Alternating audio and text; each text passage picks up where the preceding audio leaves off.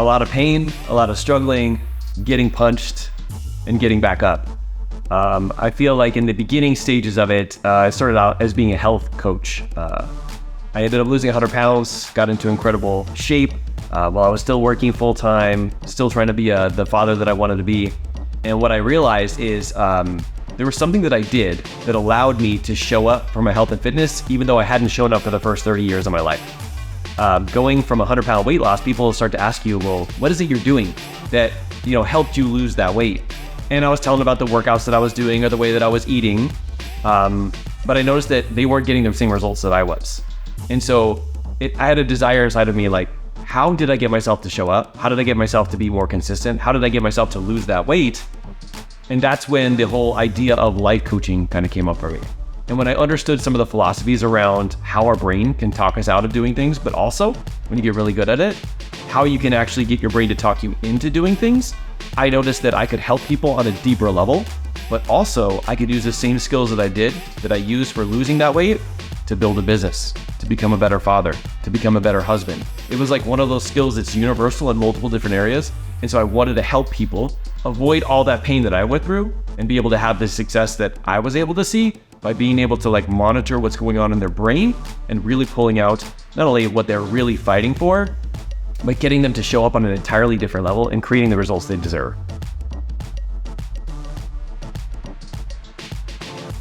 Okay, so here's really how I think about modern leadership. I think about the vision that I want to create when it comes to the number of people that I want to impact, the number of people that I want to show that they can build a business they love and create family connection that's just on an entirely different planet. Not that you need to achieve one without the other, but as a matter of fact that you can actually achieve both. Now, the way that I think about this is that I have a vision of what I want to create, but how I'm going to get there, I leave that up to what is actually this process going to teach me.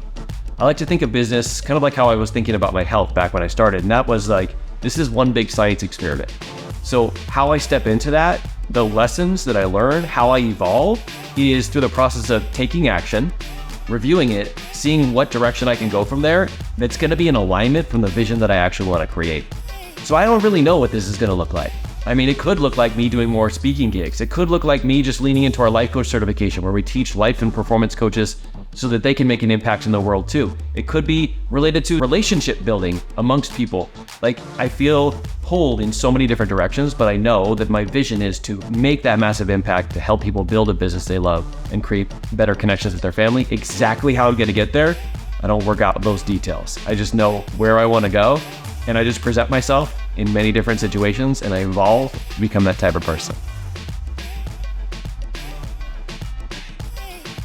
I feel like this is what has helped me the most when I've been a little bit loose about how I'm going to be able to get there. Because what I typically will do is I'm an overthinker, and I have to think about every step that I need to take. And if that step isn't the exact step I need to take next, then I eliminate the outside. And I'm like, no, I just got to push harder. I just got to keep doing this thing.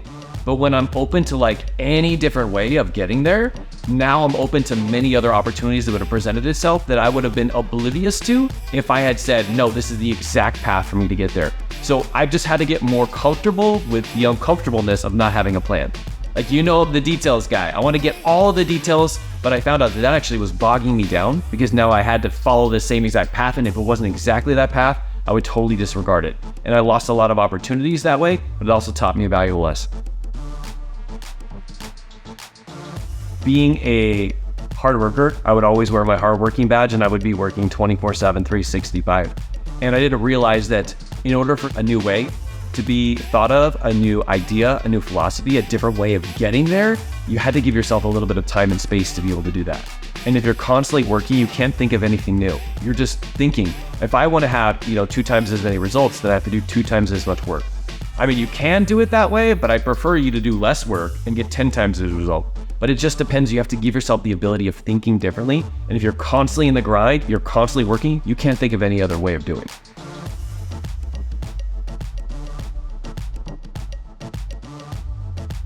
That is to continue taking action, but not making any lack of results mean something about you or your potential for success, or just not making it mean something about you as a human. Because I think a lot of times when we're in business, I mean, it's the same with health. It's very easy for us to, go down the path of self-sabotage where we think about, nobody showed up for this webinar, nobody's downloading this music, or and then we think there's something wrong with us. But the real truth is this a big science experiment? You have to try things, you have to see what works and see what doesn't work. And that's how everybody's business works, right? We don't learn things from the times that things work out the first time. Like, there's so much growth in going down a path, realizing this is not my path, and then making a course correction. Like, we learn from those things, right? I mean, I like to think about this as in terms of leadership, and that is like, leadership is not made when everything's going well. Everything's going to plan. It's just, you have the exact formula and everything's working out.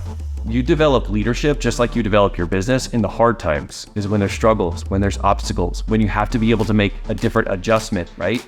And we learn so much from that, but we also now learn how to actually help other people get through that too.